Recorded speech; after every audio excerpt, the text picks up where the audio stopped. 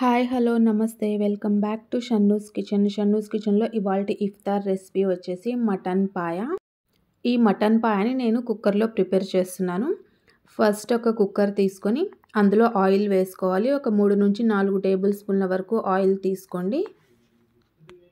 ఇప్పుడు ఇందులో ఒక మీడియం సైజు 2 ఆనియన్స్ని, ఒక 2 పచ్చిమిర్చిని ఈ విధంగా కట్ చేసుకొని వేసుకోవాలి. ఈ ఆనియన్స్ని ఒకసారి బాగా కలుపుకొని కొంచెం వేయించుకోవాలి. మరీ ఎక్కువ వేయించాల్సిన అవసరం లేదు, జస్ట్ కొంచెం పింకిష్ కలర్ వస్తే సరిపోతుంది. ఈ విధంగా ఒక 5 నిమిషాలు వేయించుకున్న తర్వాత ఇప్పుడు ఇందులో అల్లం వెల్లుల్లి పేస్ట్ యాడ్ చేసుకోవాలి. ఇక్కడ నేను ఒక 2 నుంచి 3 టీ స్పూన్ల వరకు అయితే అల్లం వెల్లుల్లి పేస్ట్ తీసుకున్నాను. ఈ అల్లం వెల్లుల్లి పేస్ట్ పచ్చివాసన పోయేంత వరకు మీడియం ఫ్లేమ్ మీద ఈ విధంగా కలుపుతూ వేయించుకోవాలి.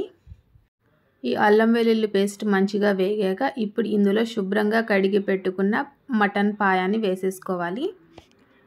వీటిని చాలా శుభ్రంగా కడుక్కోవాలి. పైన బ్లాక్ పార్ట్ మొత్తం తీసేసి చాలా నీట్గా కడుక్కోవాలి. అప్పుడే మనకి ఇది కర్రీ అనేది టేస్ట్ బాగుంటుంది. ఈ విధంగా మటన్ పాయ మొత్తం వేసిన తర్వాత ఇప్పుడు ఇందులో ఒక 1/2 టీ స్పూన్ పసుపు వేసుకోవాలి. రుచికి సరిపడా ఉప్పు వేసుకోవాలి.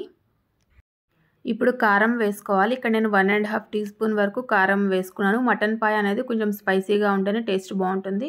1/2 టీ స్పూన్ గరం మసాలా వేసుకోండి.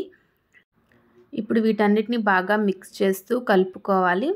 ఒక 5-10 నిమిషాలు హై ఫ్లేమ్ మీద కలుపుతూ ఉడికించుకోవాలి. మనం వేసిన మసాలాలన్నీ ఈ పాయకి బాగా పట్టేటట్టుగా ఒక 5 to 10 మినిట్స్ ఈ విధంగా కలుపుతూ హై ఫ్లేమ్ మీద ఉడికించుకోవాలి. ఈ విధంగా ఒక 10 మినిట్స్ పాటు ఉడికించుకున్న తర్వాత ఇప్పుడు ఇందులో కొబ్బరి పేస్ట్ వేసుకోవాలి. ఇది వచ్చేసి పచ్చి కొబ్బరి పేస్ట్. మీ దగ్గర పచ్చి కొబ్బరి లేకపోతే ఎండు కొబ్బరి పేస్ట్ అయినా వేసుకోవచ్చు. కాకపోతే పచ్చి కొబ్బరి టేస్ట్ అనేది బాగుంటుంది. పచ్చి కొబ్బరి వేసుకొని ఇప్పుడు ఒకసారి బాగా కలుపుకోవాలి. ఈ పచ్చి కొబ్బరి క్వాంటిటీ అనేది మీరు తీసుకున్న పాయాన్ని బట్టి ఉంటుంది. ఇక్కడ నేను ఒక 1/2 కప్పు వరకు పచ్చి కొబ్బరిని అయితే తీసుకున్నాను. ఈ పచ్చి కొబ్బరిని కూడా ఒక 2 నిమిషాల పాటు ఈ విధంగా హై ఫ్లేమ్ మీద కలుపుతూ ఉడికించుకోండి. ఇప్పుడు వాటర్ యాడ్ చేసుకోండి. ఇక్కడ నేను ఒక 2 గ్లాసెస్ వరకు వాటర్ అయితే యాడ్ చేసుకున్నాను. ఈ మటన్ పాయ అనేది మనకి గ్రేవీ ఎక్కువగానే ఉండాలి కాబట్టి 2 గ్లాస్ వాటర్ సరిపోతాయి. మీకు కావాలంటే ఇంకా అయినా యాడ్ చేసుకోవచ్చు. నేను ఇక్కడైతే 2 గ్లాస్ వాటర్ వేసాను. ఒకసారి బాగా మిక్స్ చేసుకుని ఈ పాయింట్లో ఏమైనా ఉప్పు కారం తక్కువ అనిపిస్తే యాడ్ చేసుకోవచ్చు. ఇప్పుడు ఇందులో కొంచెం కొత్తిమీర కూడా యాడ్ చేసుకోండి. కొత్తిమీర ఫ్లేవర్ అనేది బాగుంటుంది. ఇప్పుడు కొంచెం కొత్తిమీర యాడ్ చేసిన తర్వాత ఒకసారి బాగా మిక్స్ చేసుకొని కుక్కర్ విజిల్ అయితే పెట్టేసేయాలి. హై ఫ్లేమ్ మీద ఒక 4 నుంచి 5 విజిల్స్ వచ్చేంత వరకు ఉడికించుకోవాలి.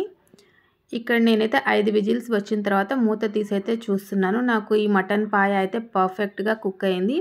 మీకు కనుక 5 విజిల్స్ వచ్చినా ఇంకా పాయ కుక్ అవ్వకపోతే మరో 3-4 విజిల్స్ వరకు పెట్టుకోవచ్చు. వాటర్ అనేది చూసుకొని కావాలంటే ఇంకొన్ని వాటర్ యాడ్ చేసుకుని మళ్ళీ మూత పెట్టి విజిల్స్ రానియండి. నాకు ఇక్కడైతే 4-5 విజిల్స్కే మటన్ అనేది చక్కగా కుక్ అయిపోయింది. ఇప్పుడు స్టవ్ ఆన్ చేసేసుకొని ఇందులో కొంచెం కొత్తిమీర యాడ్ చేసుకోండి. కొత్తిమీర యాడ్ చేసుకుని ఒకసారి బాగా మిక్స్ చేసుకుని ఒక 5 మినిట్స్ పాటు ఉడికించుకుంటే కనుక మనకి సరిపోతుంది. గ్రేవీ కూడా అడ్జస్ట్ చేసుకోండి. ఇది మటన్ పాయ అంటే మనం రోటీలో తింటాం కాబట్టి గ్రేవీ ఈ మాత్రం ఉండాలి.